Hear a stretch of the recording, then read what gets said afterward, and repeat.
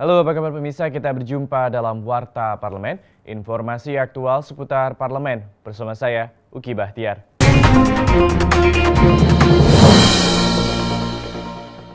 Kita masuk ke informasi yang pertama. DPR RI mengapresiasi peningkatan kerjasama antara Indonesia dengan Belanda, khususnya dalam bidang infrastruktur. Terkait kerjasama tersebut, Perdana Menteri Belanda direncanakan akan datang ke Indonesia untuk bertemu dengan Presiden dan akan menyampaikan visinya terkait kerjasama tersebut di depan rapat paripurna DPR RI. Kita simak informasi selengkapnya. Ketua DPR RI, Ade Komarudin mendorong upaya peningkatan kerjasama antara Indonesia dengan Belanda dalam bidang pembangunan, maritim, hortikultura, dan penanganan perubahan iklim. Ditemui saat mengunjungi Ketua DPR RI, Gedung Nusantara 3 DPR RI, Duta Besar Belanda untuk Indonesia, Rob Swartbol menyampaikan, kedatangannya ke DPR RI kali ini untuk meningkatkan kerjasama di seluruh sektor yang telah terjalin hingga saat ini. Dan yang menjadi fokus utama adalah kerjasama pada sektor maritim, hortikultura, dan penanganan perubahan iklim. Pada sektor maritim, Rob menyampaikan, Indonesia-Belanda akan bekerja sama dalam membangun pelabuhan di beberapa daerah dan memberikan pelatihan keahlian kepada porter serta pelatihan dalam pembuatan kapal. We'd like to have all areas which you can think of to be even higher in the cooperation than we have now. But we'd especially like to focus on several areas: maritime and water cooperation, horticulture, the climate change and how to make our countries resilient, but also the legal cooperation. And that's one of the issues we also discussed today with the past speaker. Menanggapi yang disampaikan Duta Besar Belanda, Rob Swartbol, Ketua DPR RI, Ade Komarudin, menyambut baik upaya peningkatan kerjasama oleh pemerintah Belanda di beberapa sektor. Salah satunya di bidang pembangunan. Ade menyampaikan pemerintah Belanda akan memprioritaskan Indonesia menjadi salah satu negara yang akan ditingkatkan kerjasama pembangunannya. Terkait kerjasama tersebut, Ade menyampaikan, Perdana Menteri Belanda direncanakan akan melakukan kunjungan ke Indonesia untuk menemui Presiden Joko Widodo dan DPR RI. Dalam kesempatan mengunjungi DPR tersebut, Perdana Menteri Belanda akan menyampaikan visi dari kerjasama antara kedua negara di depan anggota Dewan dalam sidang paripurna. Yang memang Belanda punya pengalaman cukup baik ya dalam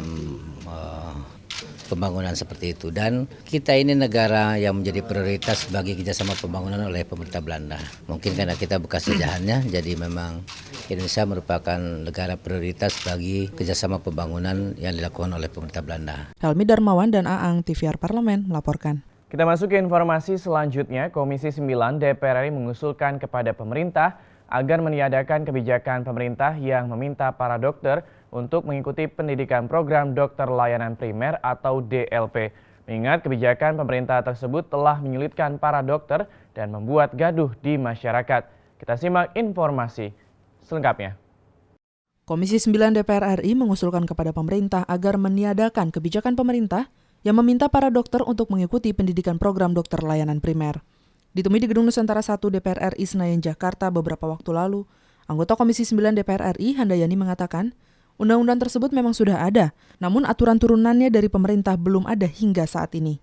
Oleh karena itu, Handayani meminta agar kebijakan tersebut tidak dilaksanakan karena hanya menyulitkan tenaga kesehatan di Indonesia. Selain itu, biaya program tersebut cukup mahal dan menempuh pendidikan yang cukup lama. Handayani juga menambahkan program tersebut tidak tepat sasaran, mengingat di tengah masyarakat sudah ada sarjana kesehatan masyarakat yang menangani persoalan tersebut. Sekarang ini yang perlu ditinjau kembali oleh pemerintah itu masalah pendidikan tenaga dokter ini. Ada STR-nya, ada uji kompetensinya, itu sebenarnya yang menjadi sasaran. Sekarang kan anak kebutuhan untuk masyarakat pelayanan dokter kan baru 40% yang terpenuhi. Sedangkan masa pendidikan sekarang sudah 6 tahun lebih untuk dokter umum aja. Ngapain mau ditambah lagi ini? Gitu. Sementara itu, anggota Komisi 9 DPR RI Imam Suroso mengatakan, kebijakan pemerintah ini membuat pihak Ikatan Dokter Indonesia merasa kesulitan menjalankan programnya. Mereka merasa terbebani dengan program berbagai pendidikan kedokteran yang ada. Sudah pendidikan internship, sudah pendidikan koas, sudah pendidikan yang lain-lainnya, masih ditambah dokter layanan primer pendidikan setahun sampai 2 tahun. Makanya IDI kemarin sudah mengadukan ke Komisi 9 yang intinya supaya DLP ditiadakan. Habibie dan Heri, TVR Parlemen melaporkan.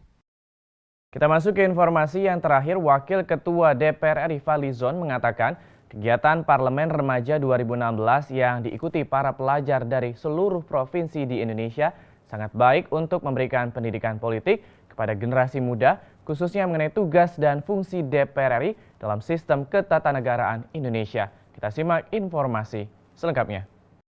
Wakil Ketua DPR RI, Koordinator Bidang Polhukam, Fadlizon, membuka acara Parlemen Remaja 2016 dengan tema DPR menuju Parlemen Modern. Acara yang dihadiri oleh siswa-siswi tingkat SMA dan SMK dari seluruh provinsi di Indonesia dilaksanakan di Wisma Gria Sabah DPR RI Bogor, Jawa Barat. Dalam pidatonya, Fadlizon menjelaskan, periode DPR 2014 hingga 2019 saat ini menginginkan lembaga DPR RI menjadi sebuah lembaga parlemen yang modern, yang memiliki indikator transparan, memanfaatkan teknologi informasi, serta memiliki fungsi representasi. Fadlizon berharap agar para peserta parlemen remaja nantinya dapat memberikan informasi yang benar tentang tugas dan fungsi DPR RI kepada masyarakat di daerahnya. Yang diikuti oleh 136 siswa dari seluruh Indonesia, ini adalah generasi penerus ya. Dengan diadakannya orientasi parlemen remaja ini menurut saya akan membuat melahirkan kader-kader yang mengerti tentang tugas-tugas parlemen, dan mudah-mudahan mereka ke depan juga bisa ikut di dalam politik dan mungkin menjadi anggota DPR, DPRD provinsi atau DPRD kabupaten kota di daerah masing-masing. Ya, saya kira dari pengenalan awal terhadap fungsi dan kerja dari DPR itu akan jauh lebih bagus gitu. Bagaimana kerja parlemen, tantangan-tantangannya, kemudian apa yang harus dilakukan sesuai dengan koridor konstitusi kita. Fadlizon menambahkan kegiatan parlemen remaja ini merupakan salah satu amanat dari Interparliamentary Union, yang merupakan forum internasional antara parlemen di seluruh dunia dalam rangka memberikan pendidikan politik sejak dini kepada para pelajar. Partisipasi demokrasi, terutama hak untuk memilih dan dipilih, ini akan lebih berkualitas kalau generasi muda kita, para voters ya, atau mereka yang menjadi calon itu mengetahui tentang fungsi-fungsi kerja ini. Jadi bukan sekedar mengejar jabatan tapi juga menjalankan fungsi amanahnya. Itu yang paling penting.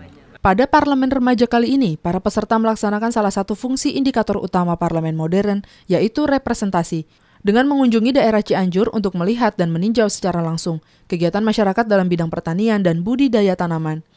Kegiatan ini mencontoh aktivitas anggota dewan saat turun ke daerah pemilihan masing-masing untuk menyerap aspirasi masyarakat.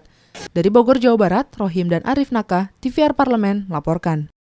Pemirsa, demikianlah Warta Parlemen edisi kali ini. Sampai jumpa pada Warta Parlemen berikutnya.